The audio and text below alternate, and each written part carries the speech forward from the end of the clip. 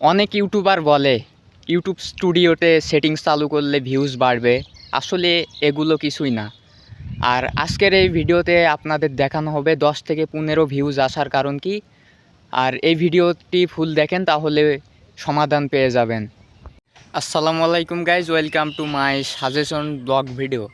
আজকে আমরা জানবো একটা ইউটিউব চ্যানেলে 10 থেকে 15 ভিউজ যাদের ইউটিউব চ্যানেলে আসছে তাদের জন্য। তো এই ভিডিওটি ফুল দেখেন তাহলে অবশ্যই জানতে পারবেন আপনার ইউটিউব চ্যানেলে 10 থেকে 15 ভিউজ আসার কারণ কি। আর এই ভিডিওটি ফুল দেখলে অবশ্যই জানতে পারবেন আপনি ইউটিউব চ্যানেলে 1 থেকে 10,000 ভিউজ অনায়াসেই কমপ্লিট করতে পারবেন। আর সাথে সাথে 4,000 ঘন্টা খুব তাড়াতাড়ি অতিক্রম করতে পারবেন। তো ভিডিও শুরু করা যাক।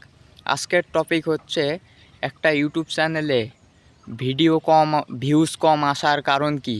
আসলে আপনারা যে টপিকে ভিডিও বানাচ্ছেন সেটা সার্চে আসে না, মানে আপনি যেই লেভেলে ভিডিও বানাচ্ছেন সেটা কেউ দেখেই না। আরও যেমন আমি ব্লগ ভিডিও বানাই, আমি এখন যে টপিকে ব্লগ ভিডিও বানাচ্ছিলাম সেটা সার্চে আসে।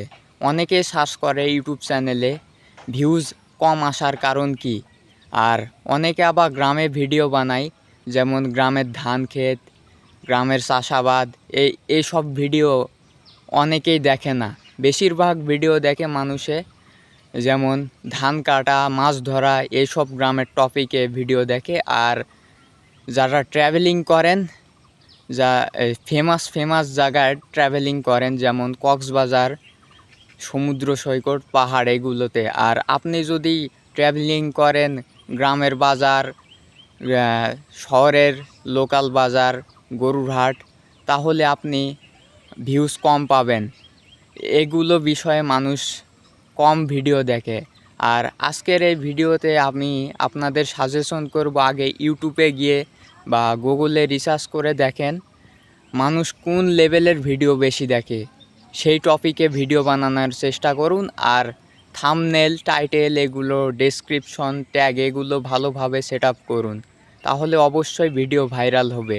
আর ভিডিওর শুরুতে এমন কিছু বলুন যাতে মানুষ আগ্রহ সহকারে পুরো ভিডিওটা দেখে, তাহলে আপনার 4,000 ঘন্টা ওয়াচ টাইম পূরণ হবে।